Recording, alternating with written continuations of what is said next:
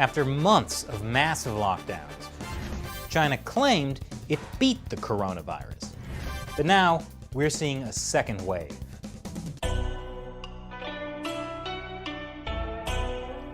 This is China Uncensored. I'm Chris Chappell. Hey, remember when the Chinese Communist Party locked down Wuhan, the epicenter of the coronavirus outbreak? They shut down the entire province.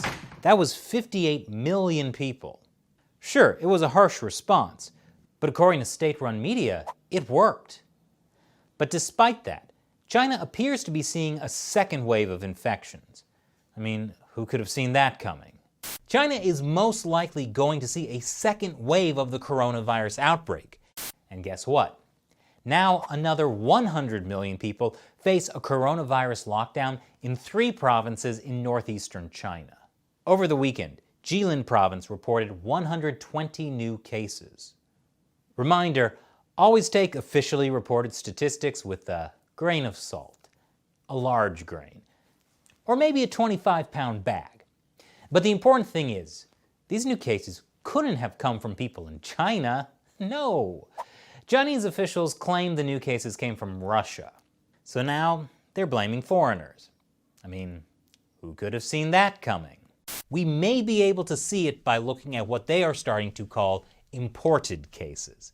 And we'll see the narrative shift to blame outsiders. But how bad is this second wave of the CCP virus? Well, there are signs that it could be really bad. The Chinese state is seizing control of PPE factories, suggesting the communist regime might be preparing to hoard medical supplies again, like they did when the coronavirus outbreak first began. On the other hand, this might be a sign things aren't that bad. This week, China began its biggest political meetings of the year, the 2 sessions. Those sessions are a big deal.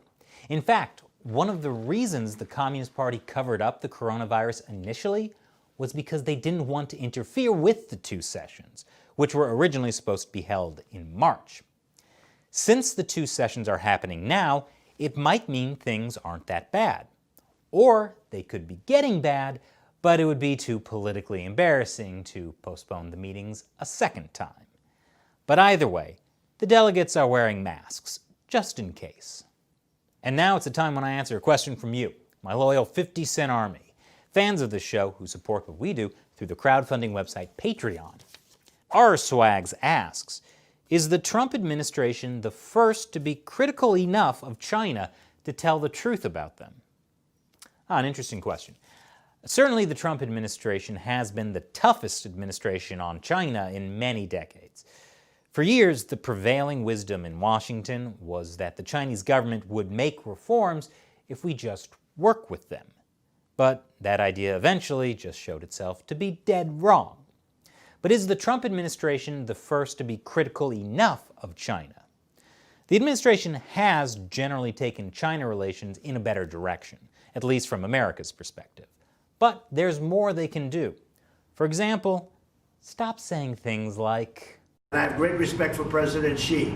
Instead, Trump should be saying that about the president of Taiwan, a president who, unlike Xi Jinping, was actually elected. Pompeo's congratulatory message to her last week is a good start. The Trump administration has encouraged U.S. companies to leave China, but they could go further. The Japanese government is now actually paying some of the costs for its firms to relocate elsewhere. And the U.S. could put sanctions on Chinese officials who are involved in things like the cover-up of the CCP virus, or putting Uyghurs in concentration camps. And hopefully, those things will happen, regardless of who the U.S. president is. Thanks for your question, R Swags. And for all of you watching, if you want to stand up to the Chinese Communist Party and YouTube censorship, consider joining the 50-cent army too. You'll have a chance to ask me questions on the show, and there are some other cool perks as well. Check out patreon.com/ChinaUncensored to learn more. And be sure to subscribe and check back every Monday, Wednesday, Friday, and Saturday for new episodes, because YouTube isn't always sending out notifications about new episodes. Fancy that. Once again, I'm Chris Chappell. See you next time.